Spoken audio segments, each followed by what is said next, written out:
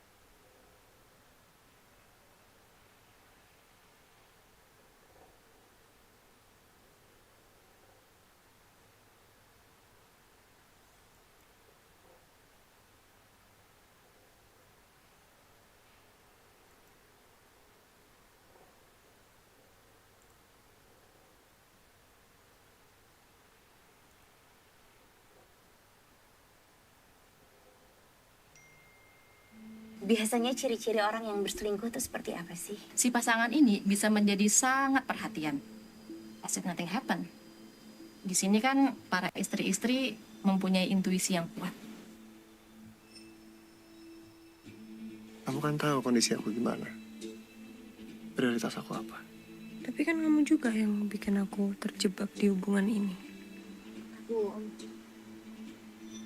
curiga Mas Pram selingkuh sama Diana. Gimana, Han?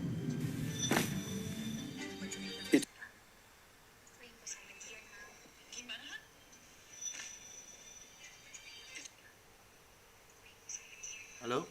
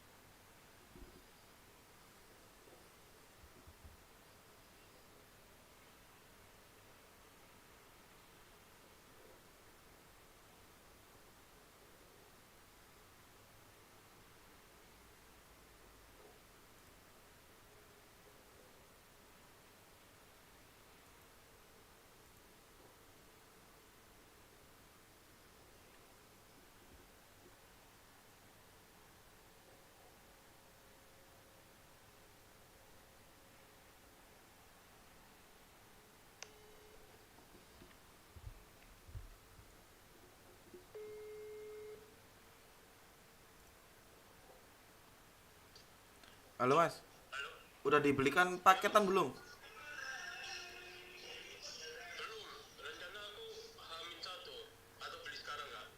Iya ini buat Discord ini.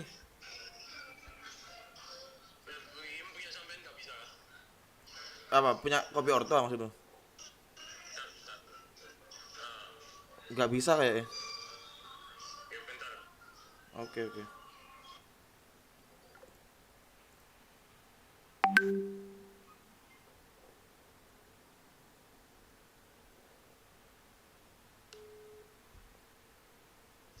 Halo Mas.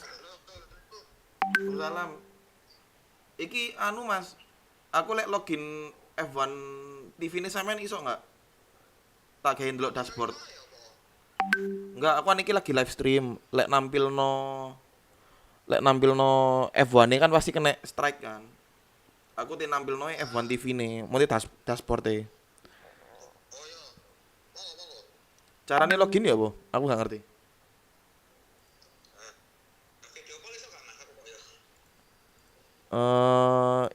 Share screen Discord ah.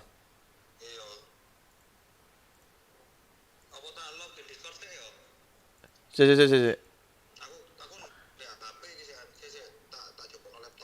Iku lak mek karek login nglebokno email wek password tok kan.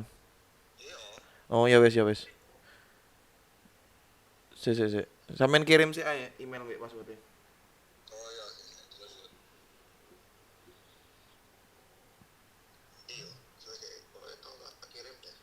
Tak tutup Mas yo.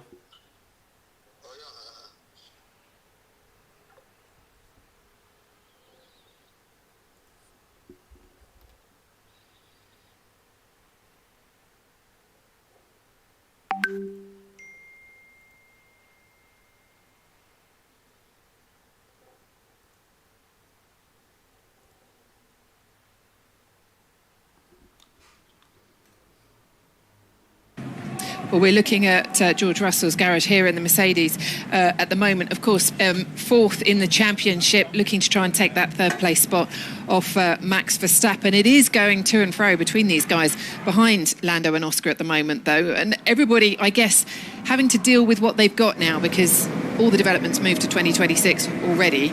So the battle behind them is fierce. They still develop the cars a little bit because whatever work they do now on this car can partially be used for next year. They still discover things. It's never a known figure. They're always discovered. That's what's amazing with F1. But we've seen teams like Sauber, Williams that don't develop the car, use what they have in hand and maximize it, understand the car better, and end up performing as well. So it's a very strange situation. McLaren don't need to develop this car, that's for sure. The constructors in their pocket. The Drivers' Championship is in their pocket as well. They really need to focus on making sure the two drivers are happy for next year. We're looking at Gabby Bortoletto. I had a lovely chat with him yesterday. Really, really great character. And performing almost, would you say he's rookie of the season now, or he's getting there? At the start of the season, I think it seemed like Hajar was the person who was going to get that trophy. But, you know, Bortoleto has been really, really exceptional recently. He's out-qualified Nico Hülkenberg in 8 out of the last 10 weekends. I mean, that's an amazing achievement for a rookie against one of the most experienced drivers, who is a good qualifier as well. So I think...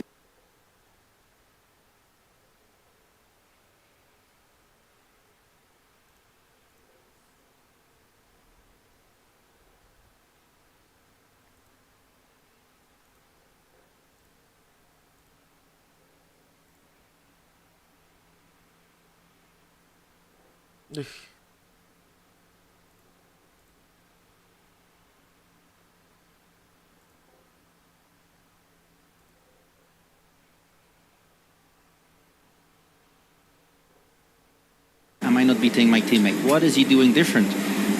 Should I do the same as him, or should I do it my way and work with the team to make what I have better for myself? And he has a known quantity in front of him, Hülkenberg. Hülkenberg is not getting any better. He's plateaued. We know how good he is, and he's good. He got a podium this year. And Bortoleto gradually is looking, studying, learning, guessing a little bit, second-guessing himself, and he's getting better and better and stronger, where the other rookies were good right away, and then they stayed where they were. And actually, interestingly, he was telling me that he's very good friends with Max, but they actually sim race, and they will race these circuits before the race weekend, and he'll get pointers from him, and Max will help him and say, try this, do that, do the other, and It's still a video game. yeah, but even so, when it comes to the race, he could say to him, look, I mean, Gabby hasn't done this track before. He can give him pointers for the weekend ahead. He said he's been hugely helpful, and he's got Fernando as his manager. Yeah, as long as he's not fighting him for the championship, you know, he can get that help. That's a different ball game. The simulators can be fun. They can give you an idea of what the track is doing, but then you just need to figure it out on the race weekend itself. Yeah, and I think, you know, in terms of Bortoleto, he's been in Q3 in 3 out of the last 4 weekends, I think. You know, that's genuine progress from the team as well, right? Like, if you think last year when we were here, Sauber, they were nowhere. They were 1 second off the pace in Q1. They got lapped twice. But the whole team, to Jacques, I think you were making the point earlier, they've optimized the package they've got. They've understood their car. They've operationally become better, strategically become better. And the whole team looks like they've moved forward. Yeah, and also because both drivers are excited. So they work. They try to get that extra 10th or 2. They're not saying, okay, well, we have a bad car anyway. Let's just do our laps at the back, get our money in the bank, and go home. No, they actually try to maximize what they have, and they can see that actually we can get good points, we can get better, we can make a name for ourselves. Bortoleto has progressed in quality. Now he needs to make sure that that's not because he has a quality setup on his car and suffers a bit in the race. You see the dust still coming off the track. Obviously, we're here by the beach. We saw from the helicopter shot and the sand dunes. The wind is strong as well. You know, it says 9 kilometers an hour, but you just see the flags opposite us on the top of the grandstand. It's a strong wind that constantly blows dust onto the track. Now, I think one thing that's worth keeping in mind this weekend, we don't have Formula 2 and we don't have Formula 3 here this weekend. We've just got the Porsches and F1 Academy. So just 2 support races to clean up this circuit, and I think that's going to be a factor. Well, if you would like to get on board with any of the 20 drivers who are out there in this session and have a look at how that wind affects them for yourself, you can do so with the QR code on the screen right now. Sky Sports F1 and Now viewers can listen to the team radio as well of their favourite driver. Get started. All you need to do is download the Sky Sports app to your phone or tablet device. You can do it by scanning that QR code on the screen. Log in with your Sky ID and head to the Sky Sports F1 channel and choose your driver. Sky Glass, Sky Q and Sky Stream customers, you can also access this by the interactive button on your remote control. And you were both pointing at the screen then, animatedly. What are you seeing? Well, the car is boating. Yeah, it's like the rear of the car is really dragging on the ground, isn't it? You could see when he went over those kinks, which are comfortably flat out, 4, 5, 6. But it looked like the rear of the car was just buried into the ground. You could see the smoke and using up the plank. Span, so strange. You know, they've been complaining that the car is complex to drive. It doesn't respond naturally, and mostly Fontanelli's had an issue with that. So now it looks like they've just settled the rear down, probably a lot of understeer in it, but actually to give him a strong rear end so he can maybe be a little bit more aggressive, because he has a very aggressive driving style. You can see it how he hits and turns the steering wheel. It's not progressive, it's very aggressive. 19 last week. He's had wins here in his junior career, Antonelli, but it's a weekend that he really wants to get cracking in, doesn't he? Been a bit of a tough run. Yeah, just this is the replay of what we were talking about before. The car just really hitting the deck through turn 7, and you could see, just look at the gap, the rear floor. You know, it's absolutely on the ground. And the front is lifted. Yeah, it's Really odd. very unusual. When you were asking Rachel earlier who needs a good second half of the year, I think he's one of them. You know, he's down 16-1 to his teammate George Russell in qualifying, and yes, I know he's a rookie, but I think this is the point about Formula One, right? It's not a finishing school. The rookies are expected to arrive as the finished product. The man standing next to me took pole for his first ever Grand Prix as a rookie. So, you know, you look at a Verstappen or a Hamilton, you know, Lewis was fighting for the championship, and so I think there's a certain amount of grace period maybe in the first half of the season, because the testing rules now are different to Jacques' day or Lewis's day. But he's now done 10,000 kilometers this year in this car, and I think the second half of the year, the expectation will be for him to challenge George a bit more, right? Totally, because he came in with so much hype as the next Lewis, the next Verstappen. Then you have to do like them, which means within a few races you have to be on your teammates' level or very close to it, and that's not happened. I've got a question for you, though. Was there perhaps a tiny element of, because Mercedes didn't want to lose him the way they didn't snap up Max Verstappen, was he brought in perhaps a year too early to make sure they got him? Could he have done with another year in F2? I think it's all about who the alternatives were. And, you know, pre-season, I said it on our pre-season broadcast as well, you know, my opinion was they should have had Carlos Sainz alongside George Russell for 2 years, you know, this year and going into next year with the new regulations. But now when you look at it, actually, you'd say someone like Alex Albon's done a fantastic job. You know, should they... Obviously, there's all the stuff around Max that keeps coming up. It looks like they're going to commit to sticking with Antonelli now, and they've now gone down this path. They're going to stick with it for next year, so it's not going to change. But I still think that Antonelli could have done with a bit more learning outside. Maybe in a smaller team. Maybe they could have had Antonelli or Williams. Antonelli, yeah. Antonelli or Williams, you know, on a... Yeah, but why would the team prepare him for the opposition? But they prepared George, if you look at it that way. Yeah, but for It's a long different time, now. and it wasn't sure. Now it's changed, and he came in unprepared. He didn't have a good F2 season.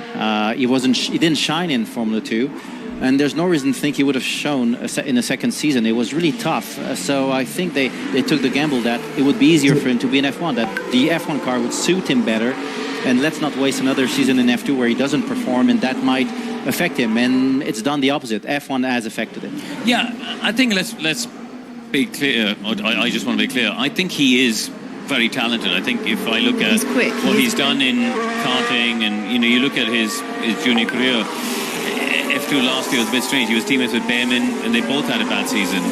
You know, I think the team struggled last year a little bit. But so I think there's raw talent there.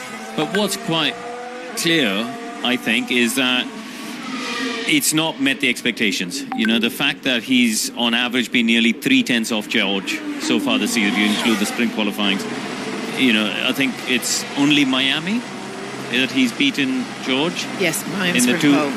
yeah, but also the sprint quali in the Grand Prix quali. So Yeah. at no other track has he been ahead of George, and I think that's something that the team, you know, will be taking on board. And people forget F1 is different ballgame. It is the pinnacle.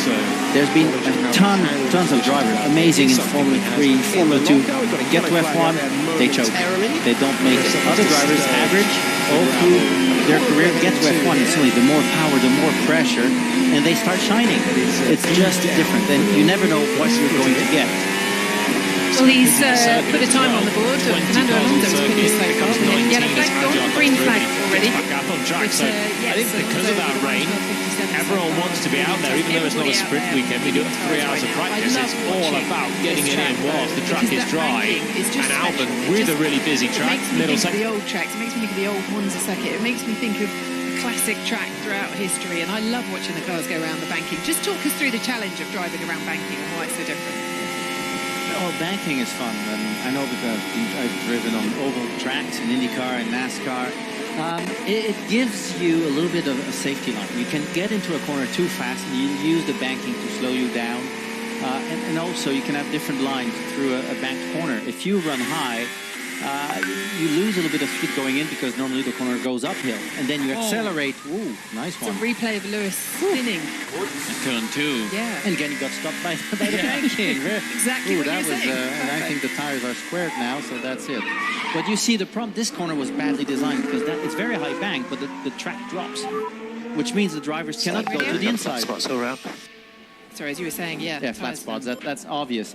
And when you use the high side of a bank corner, you exit the corner faster because you come from a higher altitude and you accelerate out in a straighter line. That's normally what bank corners do, except turn 3 because it drops and they cannot use the low line. So I think Bernie down in the pit lane had something for us. Bernie, how's it going down there? Hello, Corinne. Hello, everyone at home. Yeah, I just wanted to bring you a bit of information from the pit line down here. Very windy. A lot of drivers complaining about that on the radio. Possibly one of the reasons for the spins. You can see the flags above the grandstand opposite me.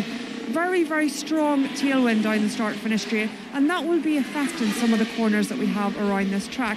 And then hopefully you can see images on your screen from earlier. George Russell, we've seen, you discussed it there in commentary. We're just seeing Bottom of Bernie, that actually. car. We're just seeing Yuki's gone off as well at the moment, so we'll wait for a replay of that. Sorry, carry on. And and Antonelli. Antonelli's now in the It's gravel as well. Antonelli. It's all happening up there. I'll It's go out. back to you, Rachel, Yellow and then I'll flag. come in with my other bit in a little bit. All right, great. Thank He's you very stuck. much, Bernie. He is stuck. He's beached it by the beach, but on the gravel. He's trying to reverse. That's at It's a the red flag, exit of actually. turn 9. He's gone straight. Doesn't look like he's hit the barrier. It's just stuck in the gravel, but that might be the end of his session. Doesn't look like a spin. Looks like he just went straight. Is it where Yuki with Tsunoda went off as well? And Wonder if we there could was- see what happened. yeah.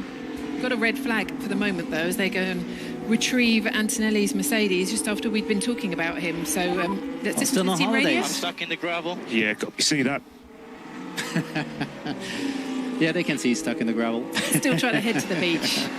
So the cars are coming back in again, Ben, and we'll try and see what happened to Kimi Antonelli and Yuki Tsunoda, in fact. Yeah, Antonelli. It does look like, I'm just looking up at some of the onboards here at race control. Let's take a look at Tsunoda first here, Jacques. You can see Tsunoda, this is under braking for the chicane down at turn 11. It's just the rear of the cars come around on him. He's on a hard tyre, and the rear of the cars just come around on him as he got to the apex. But he's done well to get through that gravel, because that's pretty deep, actually. It's quite good. But, you know, he got a little bit sideways going in. Then he hit the curb, unloaded the rears, and finished his spin. Yeah, we got... Not exciting. No, and here's Anthony. So he's gone through turn 8, and now, let's see, as he goes... Yeah, snatches the inside front. He's just locked up and just understeered into the gravel. Oh, that's not very nice. He did manage to recover it. Braked a little bit too late. Can I rejoin the session? Negative. That car will need to be recovered. That is not good news for him, you know, as a But we driver. were saying earlier, he was boating, the rear very low, under a steering car, and that's exactly what happened there. He hit the brakes, the front end wasn't working, not really on the ground, not gripping, and as soon as he locked the wheels, there was nothing happening. And that's probably due to this setup to give him a safer rear end. Just 13 minutes, just over 13 minutes into the session, and the car is being retrieved. But let's have a listen then to Kimi Antonelli, because coming into this weekend, we spoke to him yesterday. So let's hear from him before this session today. Well, the break was very important for sure, because it's been a very intense first part of the season. Not gonna lie, I was pretty drained, you know, coming into the last couple of races. But you know, this holiday was good to reset and reorganize all the ideas, all my thoughts, and yeah, I'm really excited to be back. You know, I think it's the start of a new chapter, and you know, I feel good and very excited to be back, and hopefully we can kick off well. It's true, it was quite an intense run actually up to the summer break of races for everybody. Everybody very much looking forward to a rest over those few weeks, but back at it now, and we were just talking about Kimi and how he needs to have a good weekend. How much is that going to knock him, having that off there? I mean, it wasn't a massive off, but it's enough that at the moment the car's being retrieved and we'll have to wait and see when he gets back out. It's not ideal. You know, I think especially a driver who's come off a recent run of form like he has, you know, he's struggled a little bit, hasn't he? In the recent weekends, 16 points in the last 8 weekends, 15 of which came in that podium in Canada. So, if you look at the other 7, he's scored 1 point. So he's a driver who's struggling a little bit at the moment. And in that situation, you want clean weekends. You want to just do the laps. You want to build the confidence. You want to build up to qualifying. You want to build up, ideally, to Q3 and make sure you're at peak confidence level at that point. Now, he's not only missed 45 minutes of running in this session, but he's going to spend FP2 having to build that feeling back up. And also, feeling a little bit bad, a little bit embarrassed, lacking confidence, because he had 3 weeks to reset. And in the space of a few minutes, he's gone back to the way it was before the holidays. And all those reset moments, they're gone. You go back to square zero. It's as if those 3 weeks of holidays didn't happen, and that's tough. And I wonder, I was trying to think, obviously he's raced here, as we said, Rachel, I think he won in Formula Regional and won in Formula 4. 3 wins he's had here, yeah, Formula 4 and Regional. Yeah, but I wonder if Mercedes came here testing with the TPC, the old car test program. I wonder if they gave him some F1 mileage around here, because this is a tough track.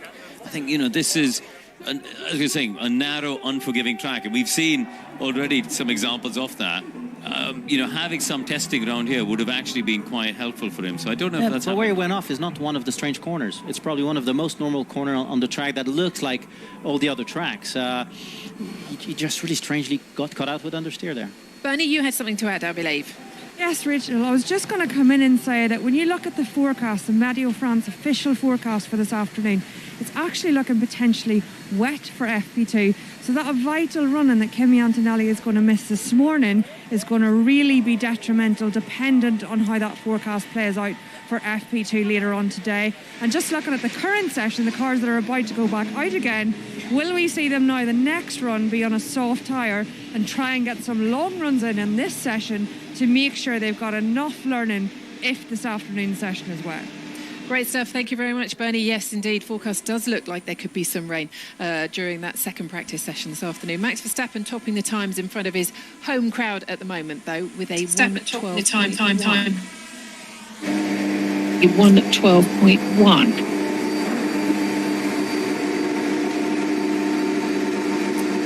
We'll be resuming shortly on track. Everyone getting ready in the garages right now to get back out there. Max has called on the radio and asked for them to clean the track because of the gravel that was deposited earlier from Yuki's spin. I believe that came back onto track quite a lot. Liam Lawson's on a good run at the moment, isn't he? We're looking at him now on screen, but he seems to have found a bit of confidence in that car and had some good results. Yeah, I was speaking with him yesterday and saying that since Austria, he's found a bit of a step in terms of just having that clean weekend. He said that was the difference. We haven't re-engineered something, we haven't changed something dramatically on the car, but he said, I just realized I needed to figure out with my engineer the right way to build up the weekend and go through the whole thing. And if you look at when he first came from Red Bull to Racing Bulls, psychologically it's a massive hit, right? He's been demoted, he's in a tough space mentally. It must have taken a little bit of time to recover from that. If you look 4 out of the last 5 weekends, him and Isaac, we're sticking with Isaac, are we? Or Isaac? I mean, I've been calling him Isaac all season. He's French. Isaac. Okay, we'll do Isaac. Isaac. In the last 4 of the last 5 weekends, the difference between them has been less than 1/10, and they've both been doing a really good job in qualifying and pushing each other, and that's what the team wants. They want 2 drivers driving the whole program forward. Yeah, what he's shown though is he has a hard time with pressure because he couldn't cope at Red Bull. Now it's an easier car. There's no pressure when you drive for a smaller team like this, and he's better in that situation, but he's still not beating Isaac, and he has more experience than Isaac. Isaac's having trouble with his belts again today. Do you remember Japan? They've put some new belts in the car today, and he's been on the radio to say they're not good right now. Was it really the belts? Well, has he gained or lost weight during the summer holidays? Because that's the only... Why else would it change, right? Unless your body's changed shape. Well, he said the new belts are not good. So I think they sounds like they have new belts in the car. But they should be in the same position. So unless they're a lot stiffer. Who knows? Yeah, new material. Maybe a race suit that's too tight also. We'll see. Right, they are back out on track. Oscar's been saying on the radio he'd quite like to try the soft tyre. So let's wait and see if we get some soft tyre running from some of them out there right now. But McLaren's out. Lando on a decent run. Yeah, I mean, he'll carry a lot of confidence from Hungary, won't he? He obviously the race, there were 2 different strategies there, and he did a great job in that final long stint, soaking up the pressure. Oscar was coming, and Lando didn't crack and did a fantastic job. And I think that for him, going into the summer break, would have been a massive boost. And hopefully he can build on that. Yeah, Hungary was a masterpiece. And he called that race during the race with his engineer. I'm sure that discussed it beforehand and kept it to themselves and caught Piastri by surprise. And then he did it masterfully. That's super strong. But was it not created by the fact that he had such a poor start? Yeah, but that prepared it before. He knew that he was maybe a little bit better than Oscar on the tires. So let's take the gamble. And that's why he didn't push so hard. He let Piastri think, okay, I've got this race under control. And he let Piastri believe that.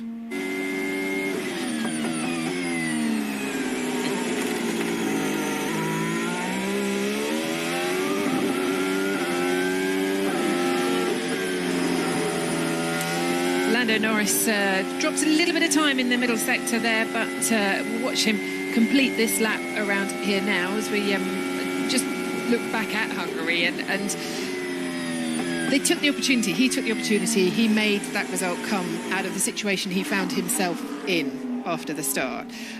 Oscar, I know, although he was chasing down at the end, he felt strategy-wise, obviously, his strategy wasn't optimal in the end. Tough to take for Oscar? Yes, but on the other hand, the better strategy was Oscar's one. It's just that Norris managed to make his work by catching his opponent sleeping. That's all. But the Piastri strategy was the better one. Pure pace should have been the better one. On paper, before the race, that was but it. even during the race. It's even just during that the race. Norris really was a master at it. That's all. What do you think? Piastri could not have done those laps. Could not have done this long run. He uses the tires just a little bit more. What do you think Lando's learned during this season that he's taking into this second half?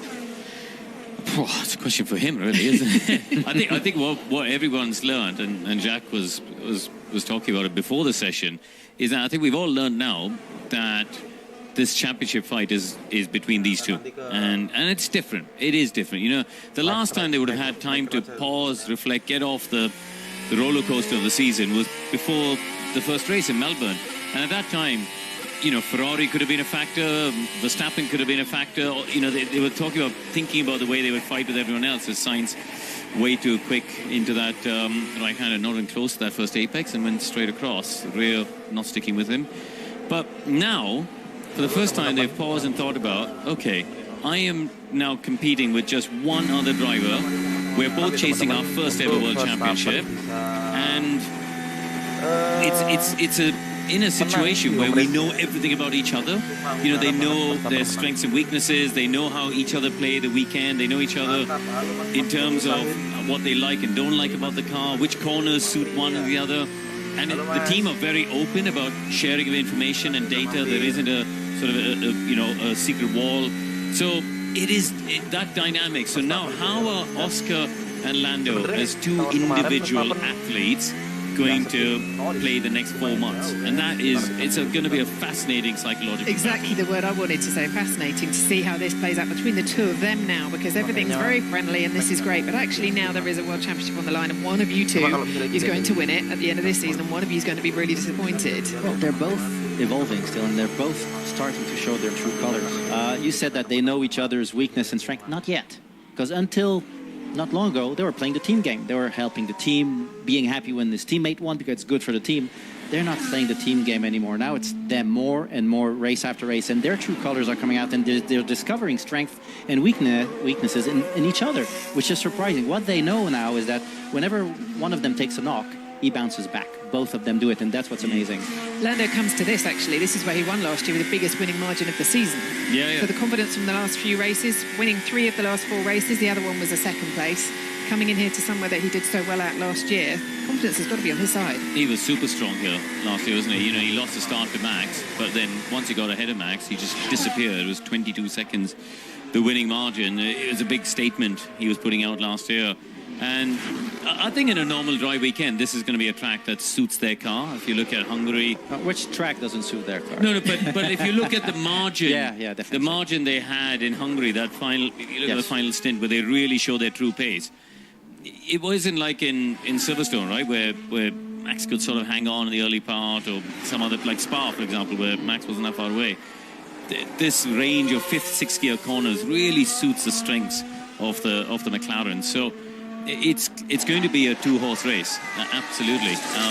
I think for me the other thing we've got to think about, to Jacques' point, is when does it start to become edgier, right? And then who backs down from the fight? Who when strategically there will be a lot of races where there is only one perfect lap to do the pit stop.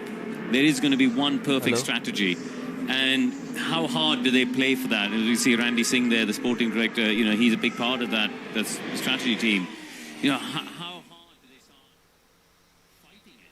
Do they disobey a team order so they get the strategy for themselves? We've seen that happen in the past, right? And those games will start to unfold, because this is a life-changing event they're chasing.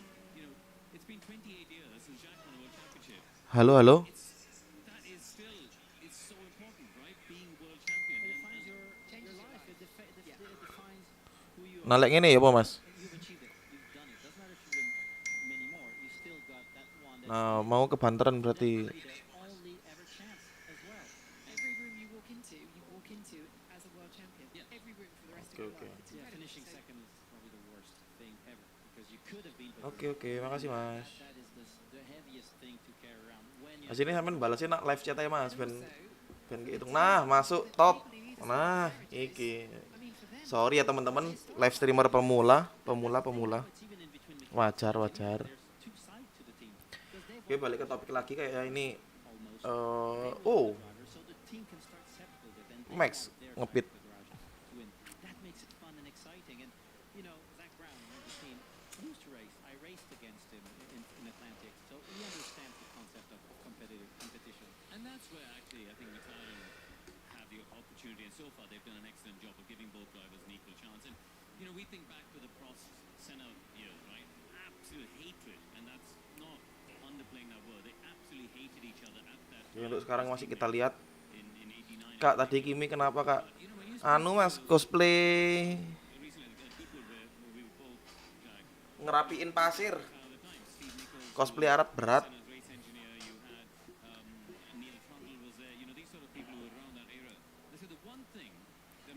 Tapi nggak apa-apa sih, maksudnya nggak yang parah gimana gitu.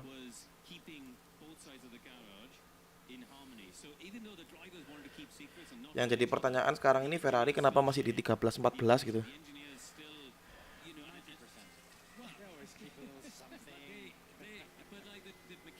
Latihan jadi bulldozer. Nah, itu mesin sing mau tak bilang tadi aja nggak tahu namanya apa. Bulldozer ya teman-teman namanya. But then you only have to go back to 2016 with Lewis and Nico and see that Toto had to swap the mechanics over between the garages because it got to a position where he needed to make that change. I mean, it got so bad in the team and it was so ferocious in the team. He literally took Nico's mechanics and some of them put them on Lewis's car and vice versa. And Nico said at the time, they were my friends and now they're my... Tadi lumayan chaos ya awal-awal. Banyak yang nyusruk keluar.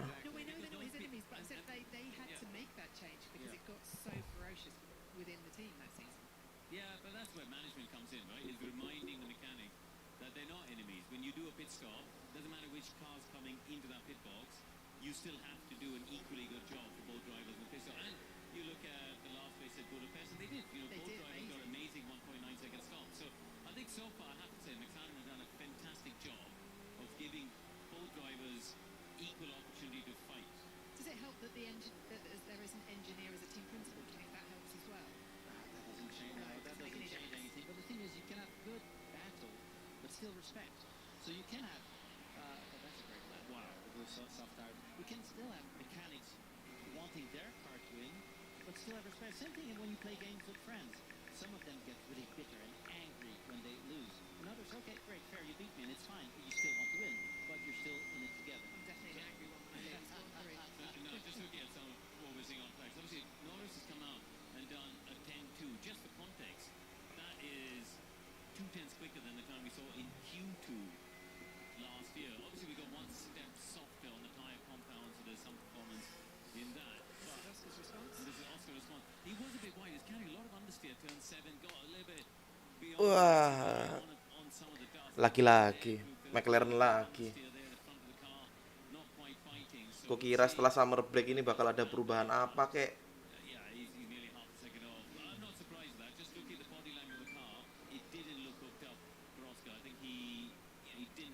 Ternyata masih sama aja. The balance changes also from medium tire to soft. Normally, the softer the tire, the more understeer you pick up. George Russell's also just put a set of soft tyres on, so we'll see what the Mercedes can do around here. I mean, that's a benchmark and a half, isn't it? If you look at George's got Nah ya udah gak bawa upgrade masih aja gacor. all the usual caveats of fuel and engine modes, etc., etc., etc. But that is an ominous sign from McLaren to the rivals. I think that's the kind of lap you will want to repeat in quali. It was a perfect lap, not in quali mode, fully quali mode, but still a lap on the edge. Didn't overuse the tires. Piastri was quicker in the first sector. Maybe you just hit the tires too hard, then started overheating them for the second half of the lap. Do you, as a driver, these two know they're battling each other for this championship. Do you hold anything back as a driver in these sessions so you don't let your opponent know what you've still got?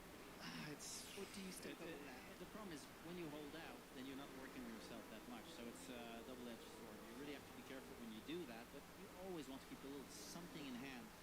Doesn't mean you hold out, but you just maybe don't go to that extreme edge just to surprise. You want your teammate to think, okay, I've got this covered, and at the last second you pivot. Get into their head, psychological games. He's made out of it, Russell. KMU gak KMU gak Ferrari padha ae. They have to have such an understeer on their car. If he's in a similar setup as Antonelli was, on the soft tire, that will be tough to keep the whole lap going. Emang anomali merah ya guys ya, emang agak susah. Charles and Lewis can do out there on track. Let's have a look at George. Yeah, struggling for traction, coming out of 9 and then turns into 10. Always understeer the middle of 10. Itu dua Ferrari sik nongkrong ah Mas. Iya Mas, krungu-krungu jare golek kopi jane kuwi. Because with the understeer, it's a little bit wider. The steering wheel is too turn, too much angle, and when he gets on it, it always kicks in an oversteer. And Betah banget itu di bawah. is oversteering. No, actually, you have understeer before that. That's why you feel the oversteer. So Charles Leclerc Oh, lek-lek langsung 4 tuh. out on a set of soft tires. His first sector time ratio at the moment 24.7. Second sector 25.5. Now just for context, Jangan lupa di-subscribe ya teman-teman. Minta tolong. Ha. just in the middle sector alone. And that's not fuel only or Team ready? Because the camera angle, we can't see your position out of turn 2. Oscar is further left than he was last year. Maybe a Nah, tuh. car will Hamilton juga naik tuh. maybe gain time or not. On data, he was losing in the first sector to Oscar, probably in turn 2, different lines. So you see there, Leclerc's come across the line. He's a tenth slower than Nico Hulkenberg's time, 1.6 seconds off Norris. Let's see what Hamilton can do, and he's actually even behind what Charles Leclerc's done. Not much, 9 thousandths between the Ferraris, but that tells you that's The Ferrari is just what not the- quick. Yeah. You shouldn't be behind the Sauber. Well, Carlos Sainz and Williams has now put it up into P3, but it's still over a second behind the McLaren. Gila. You're right, it does look Iya juga ya. an incredible bench. Di belakangnya Sauber banget tuh. the rest of the teams are fighting for third place. Yeah, absolutely. You know, but what I love is, you know, unlike in the last couple of seasons where it was, you know, then a foregone conclusion that one driver, i.e. Max, will be winning. Now we don't know. We don't know, and it turns the World Championship battle. It's great. It doesn't matter that McLaren are so far front because actually, it's great for the World Championship battle. And normally, even when they're 1-2, it's not by much. It's Yeah. close enough that a tiny mistake and a great lap from another driver, and they're not on the front row. Where in the past, when you had the Mercedes winning everything with the Red Bull, they would be half a second ahead of everyone. So even with a small mistake, still be in the front. So Yuki Tsunoda, Rachel, yesterday was talking about how they've been this difference of car spec until Spa, wasn't it? And then they introduced the floor, which brought in Sainz the be like, because sekarang lu nyeselkan. as Verstappen is sounding like he was happy. Yeah. But I think, you know, he's another one, right? Second half of the season Needs to. is career defining for him. Does he stay in F1? Yang terakhir kali menang di Ferrari Carlos Sainz ya emang. He's at his best level. And it's just not good. They put a new front wing should add this weekend. Red Bull. Yeah. Trying to see which cars it's on. What do you think, Jack, about the second Red Bull? Ya What do they do? Hamilton lah di sprint Cina, cuma kan You've obviously had sprint ya. Lawson, you've had Perez before, you've had Yuki, you know, you go back to Albon, you go back to Sprint dihitung nggak sih menurut kalian? through these drivers who are doing Nanti dihitung menang nggak? cars and other people. I think when they put Gasly and Albon, they weren't ready. They still needed their half a season as rookies to get Kalau on. menurutku tetap dihitung ya. And those two drivers are better now than when Cuma ya nggak ada yang peduli juga ya, orang menang sprint juga.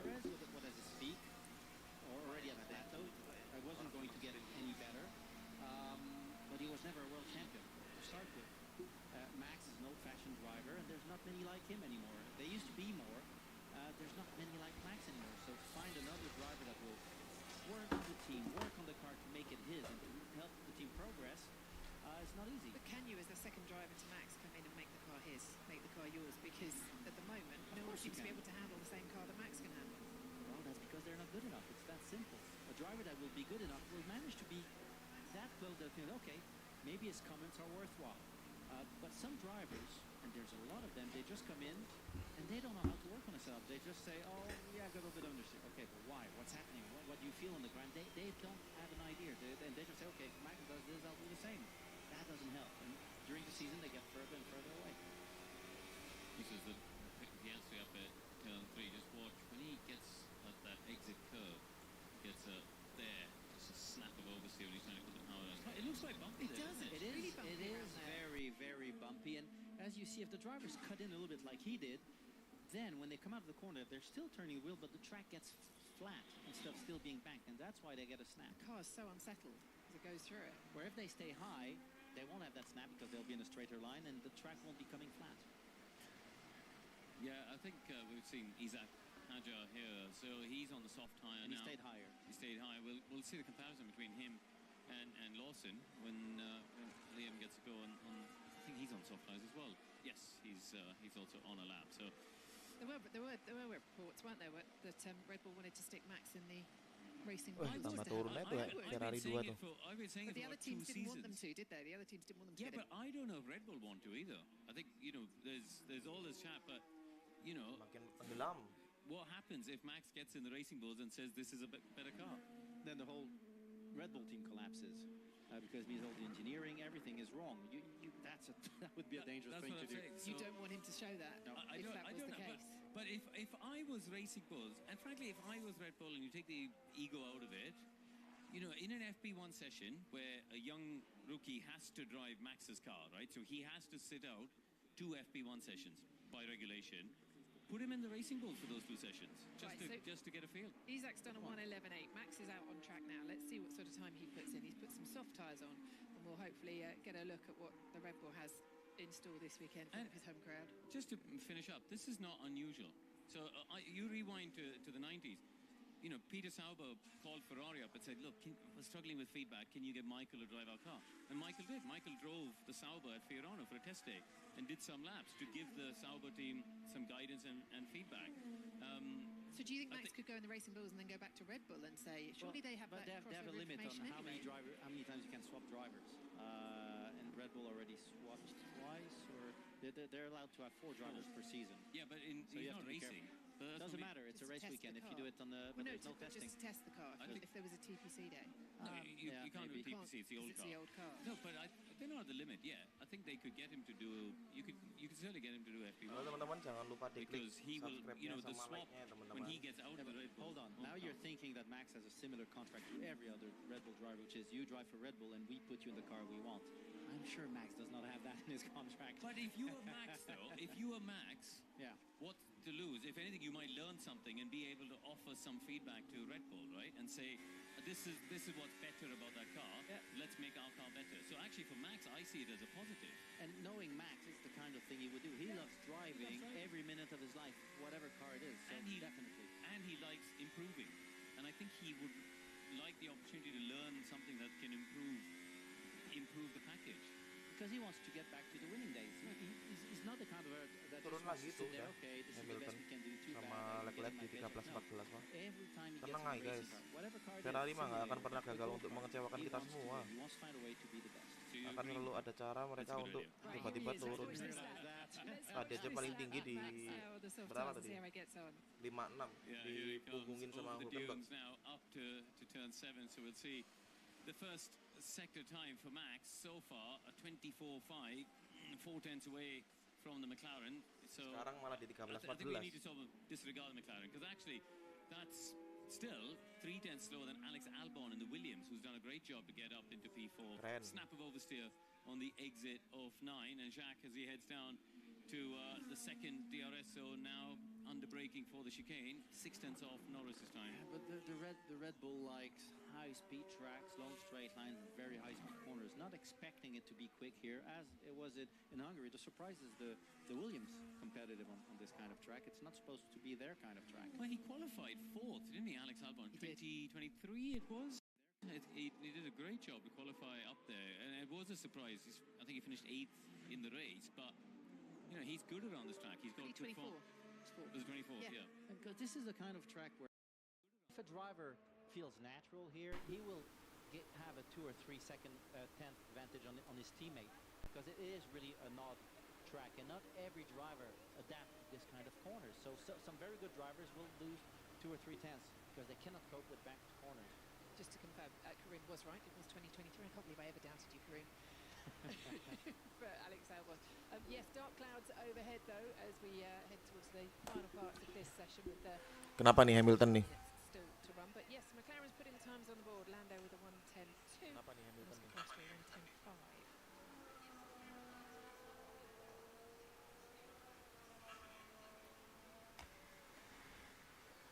Proving tricky for the Ferraris at the moment out there. Those times dropping down. They're dropping down the timing sheets, I should say. Yeah, the Alpine was just dawdling on the racing line, wasn't he? Just got a little bit. It wasn't too bad. No, it looked worse on TV than it really was. Yeah, that's what I mean. It wasn't too bad actually in terms of time loss. So Gabby Borsetto out on track at the moment then, but yes, Ntar ya. just over 18 Ini minutes suaranya kok tiba-tiba hilang di aku. session in ahead of what we think could be some rain during the second practice session this afternoon. So everybody out on track on the soft tyres.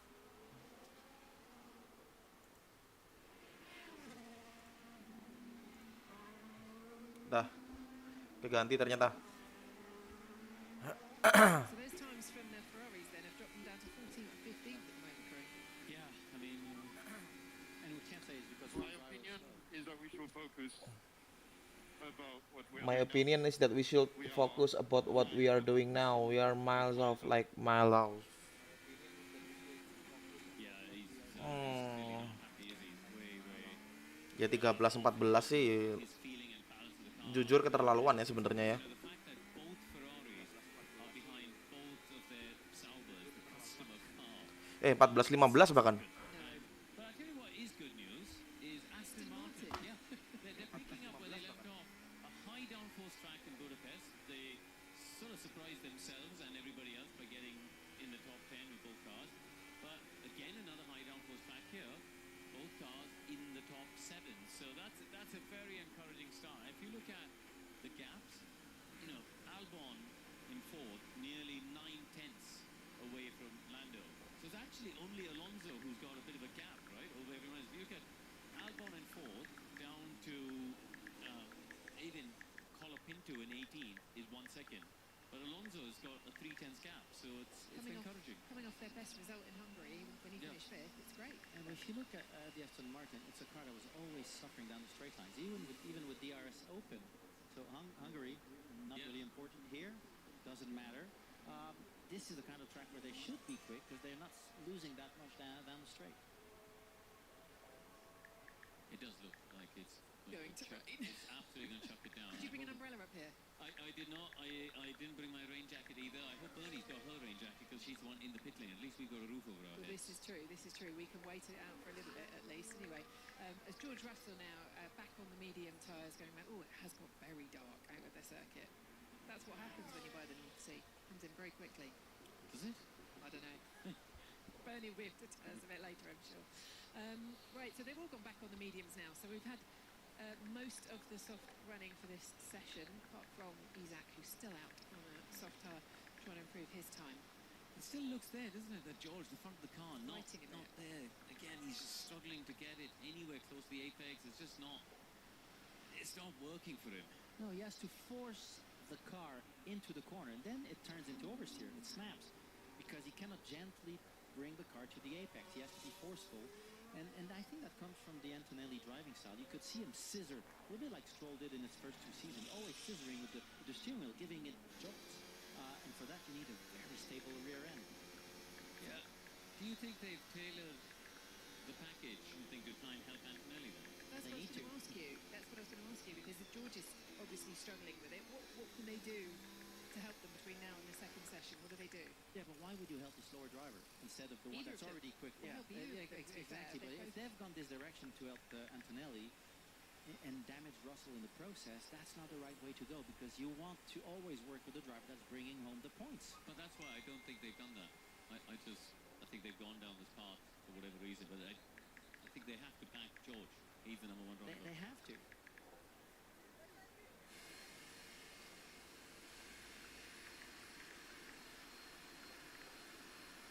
Kimi Antonelli still not on track because they've covered his car from that earlier spin. The other 19, though, getting some laps in so far in this session. But the McLaren's clearly got the advantage right now, sitting pretty in the garage. Actually, they've just gone back out on track. It's everyone else who's come in, switching on to the medium tyres. I think they're going to try and get some heavy fuel running in soon, aren't they? Because if that forecast for rain is right for the afternoon, you need to get some long runs done now, and then hopefully FP3 tomorrow you get a chance to do a little bit more. Mau komen-komen tapi timku jobdesknya cuma manasin sirkuit aja bang. Suara Red Bull mania.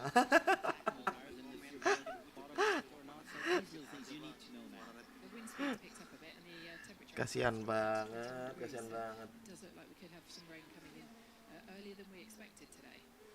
Yeah, so Ollie Behrman in the Haas, so very wide there, up turn 3. That would actually be a fast limits violation, I think. Mending divisi manasin sirkuit daripada divisi PHP tuh. Siapa tuh PHP tuh? But I think they've gone. A lot of these drivers are going back onto the medium to do some of that race prep. You look at that first sector, 2.5 seconds off. That's indicative of a car that's carrying, I don't know, probably 60, 70 kilos of fuel. This is a fuel-sensitive track in terms of weight, not in terms of usage, but in terms of weight. Pasti Ferrari sih itu. Divisi PHP mah. And there's so many corners which should go one way and then the other. So you've got this, this movement of the inertia, the weight going left to right.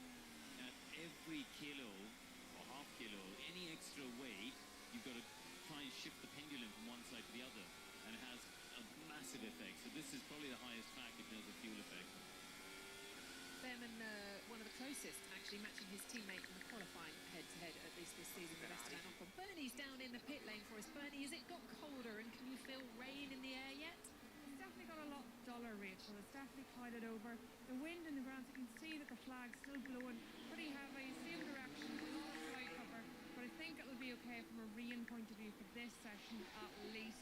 So hopefully teams do get a bit of long running in. And then if I could, Rachel, I wanted to do, it's a bit geeky engineering, but this is what I love is the Aston Martin front wing is Kayaknya emang dominasi McLaren udah bakal sampai akhir tahun sih ini. Susah banget ngalahinnya. of this front wing, the lovely carbon fiber and how shiny the surface is on that. That's perfect from an aerodynamic point of view. Sometimes you see it with like a paint line on it, but that front wing, just as I was walking past, I was like, that is a beautiful bit of engineering, the carbon fiber layout on these, particularly these top two elements. And as an airflow going over that, how good that must be for the front wing over the painted wings. I know some people don't like them because they're dark and harder to see on track, but from an engineering point of view, a masterpiece. Great stuff. Thank you very much, Bernie. Well, it's a good thing the engineers doing the deliveries of the cars. You know, Bernie'd have all the cars in black They'd all be carbon black, fiber. 20 black shiny cars on the track.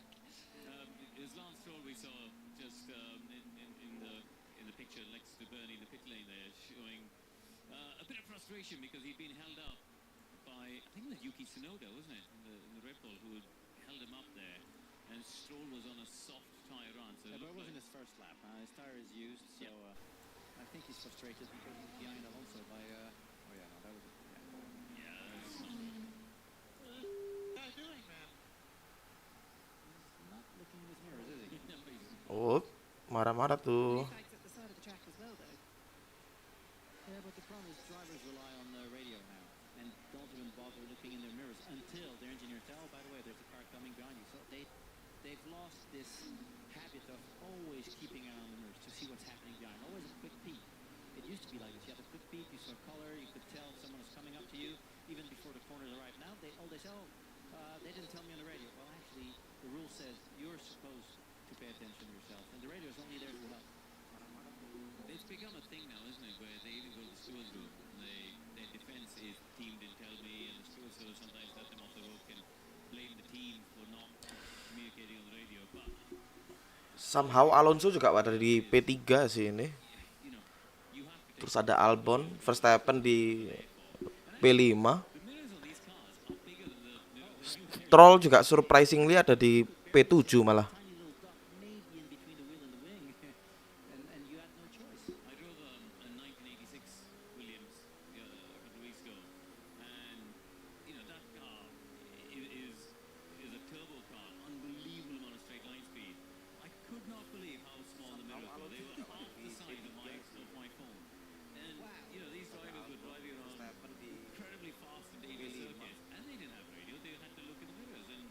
Stroll juga surprisingly ada di P7 malah.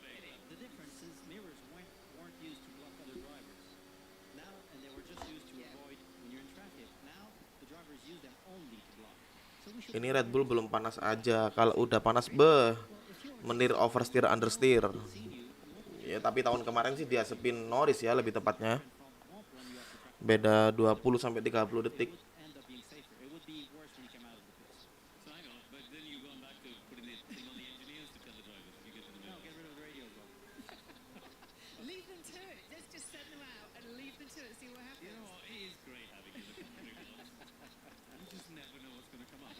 Seriously, when you drive, a lot of drivers, you see them overtaking and just putting their front wheels at the rear wheels, think, okay, he's seen me, he will let me in.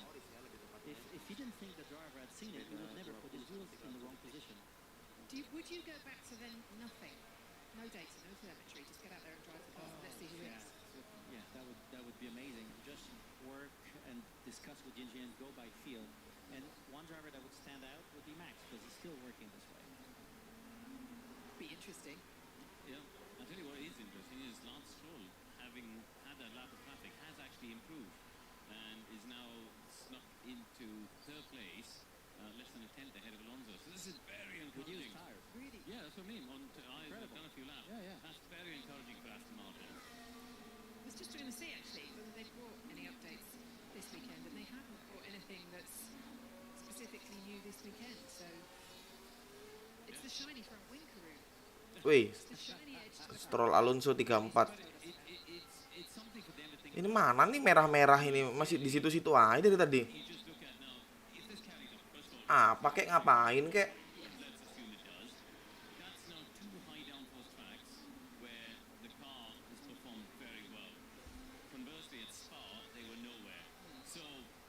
Simplistically, you look at it and go, okay, there's something to do with the drag issue there. You know, have they got coming?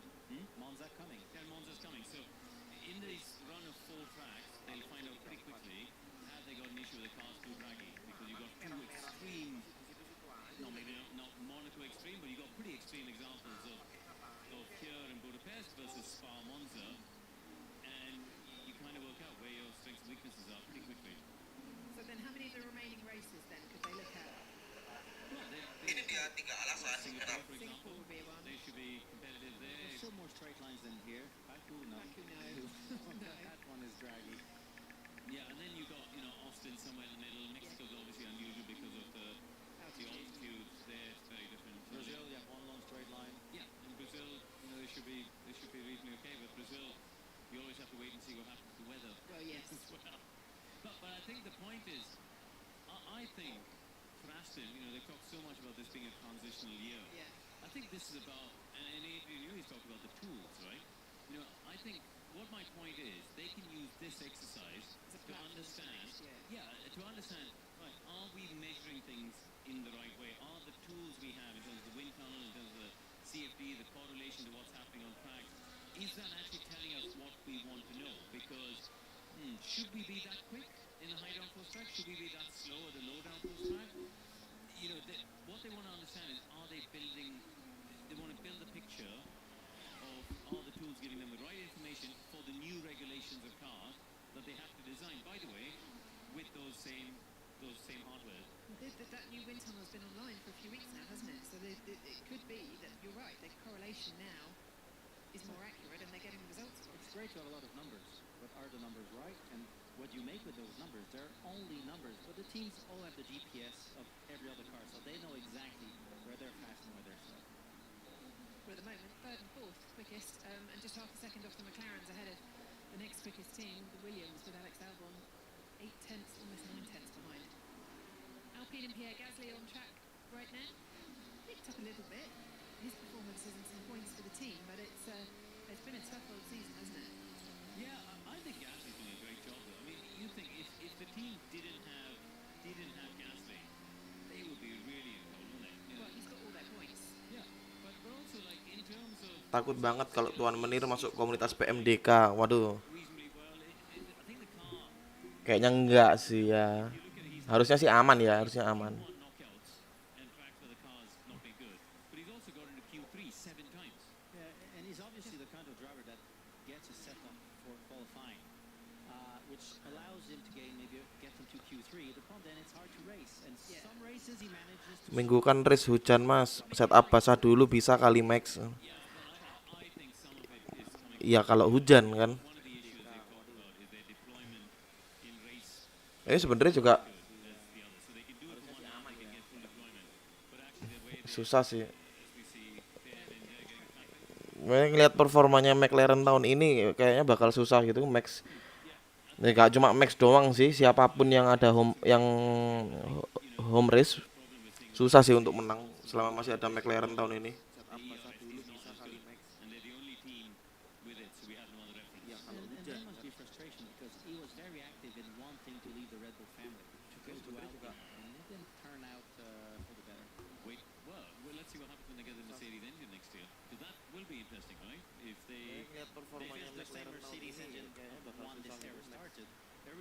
Gak cuma Max doang sih, siapapun yang ada yang hybrid engine came in, but that might not be the case this time around because everyone knows how to make hybrid engines. No, but I mean, at least in terms of the reference, we'll have a reference to three other teams with the same power unit. Yeah, I agree with you.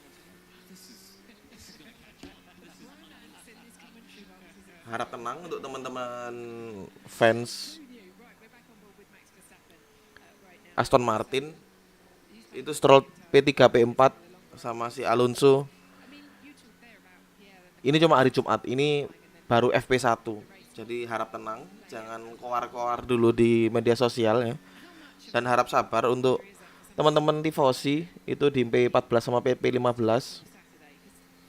Ya aku gak bakal janji mereka bakal naik ya.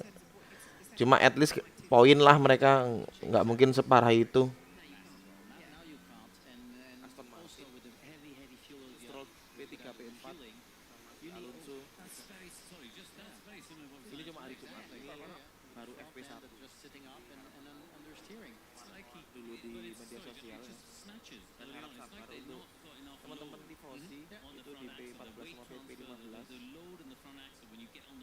Bakal janji mereka bakal naik ya.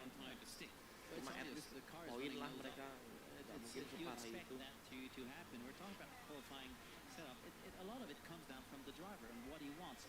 And if he's really trying to do quality lap the whole session instead of working on the field, he will end up with a setup that's slightly more tuned toward a quality lap, which means you can do one lap and then you overheat the rear tires generally. And once you start racing it, you're on the edge. Max can deal with it, but most drivers can't.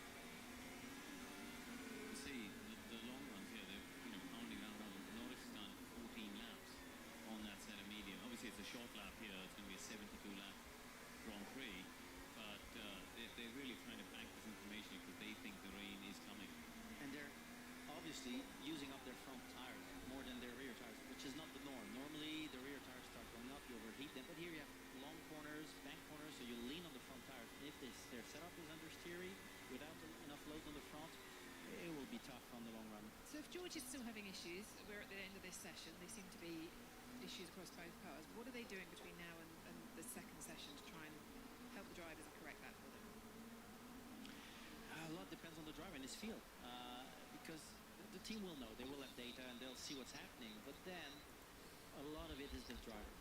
Why do you have understeer? Is it something you do with your driving? Is it the car? The driver has to be important in the discussion to understand what he needs. It's very personal. George seems to have been very good at that working the car around his driving style. So I'm sure they'll find a way to adapt it a little bit, but not many drivers are still capable of doing this. But to adapt it a little bit, what are they doing? Is it front wing? Is it no, front wing is like putting a band-aid when you hurt yourself. It's just to survive a quick fix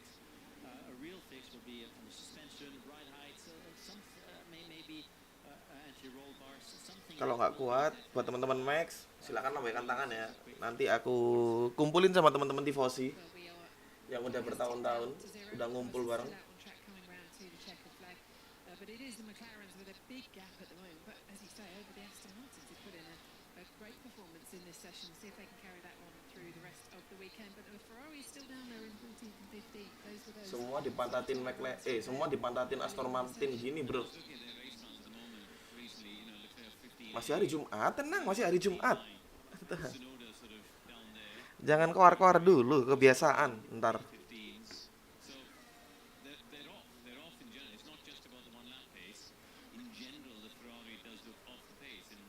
Kataku mah tenang dulu.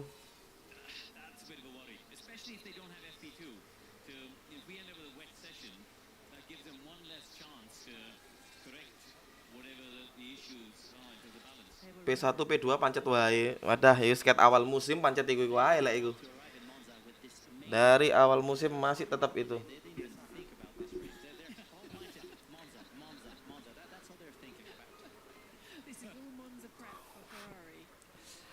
Men 14-15 Ferrari. Kok bisa?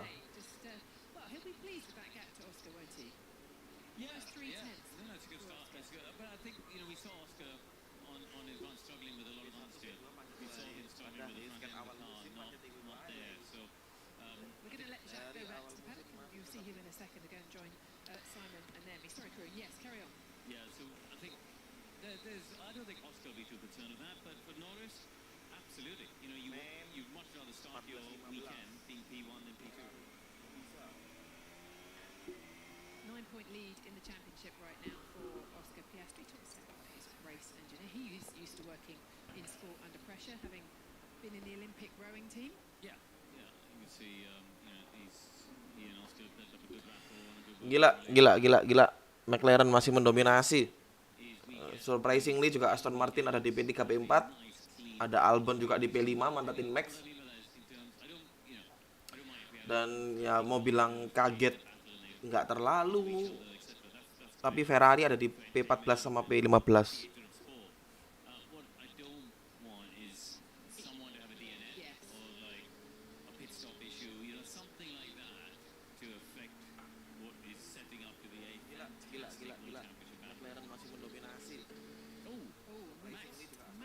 Oh, Max, kenapa lu?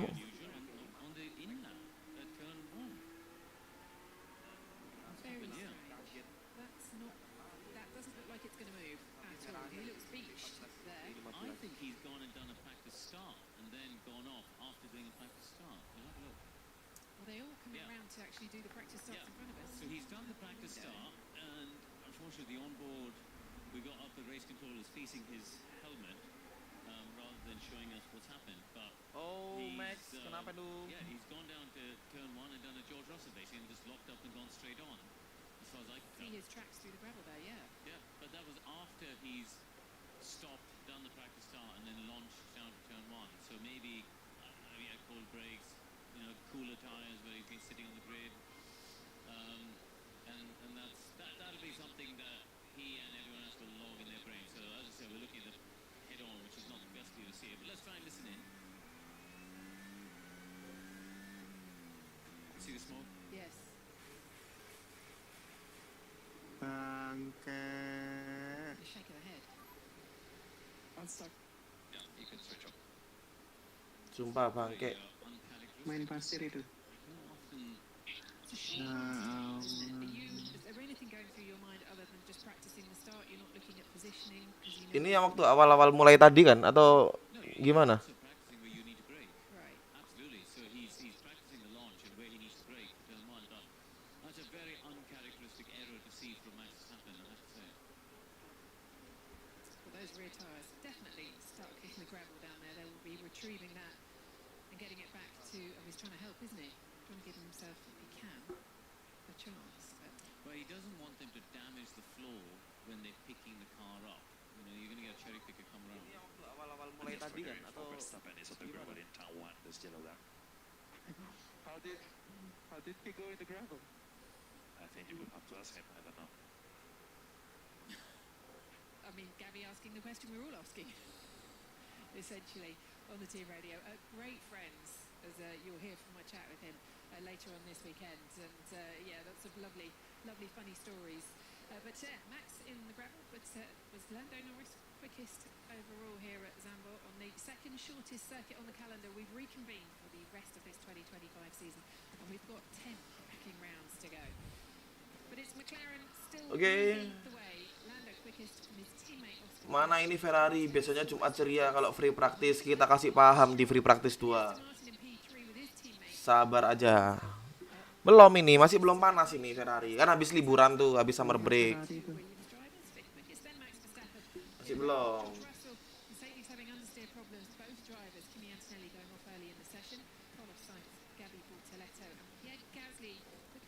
Oke teman-teman, makasih yang udah nonton. Nanti kita lanjut lagi di free practice 2. Aku lupa jamnya jam berapa. Pokoknya nanti kayak biasa 15 menit sebelum streamnya aku mulai akan ku kirim linknya di pengumuman. Makasih. Kalian stream ya teman-teman.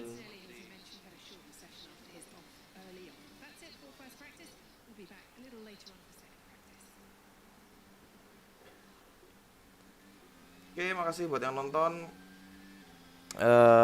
Aku end stream. Bye bye.